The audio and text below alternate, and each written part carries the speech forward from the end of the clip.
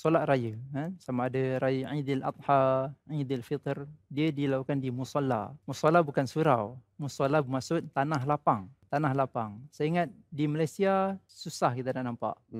Tapi di negara jiran, di Indonesia, begitu banyak. Mereka solat di dataran yang luas, di padang, agar ramai boleh turun solat, satu. Yang kedua, Nabi SAW turut menganjurkan untuk wanita, untuk anak-anak kecil, perempuan, gadis-gadis muda ataupun gadis-gadis yang sudah dewasa untuk turun solat. Hatta orang-orang yang wanita-wanita yang uzur untuk turun solat mendengar khutbah. Kalau yang uzur tak boleh solat sekalipun, mereka dianjurkan untuk pergi juga untuk mendengar khutbah. Tentunya khutbah itu ialah khutbah yang menggentarkan jiwa, yang menarik perhatian, yang mesejnya amat jelas ataupun amat besar, amat penting.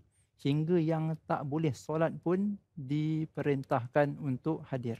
Faham. Apatah lagi yang boleh solat. Ya.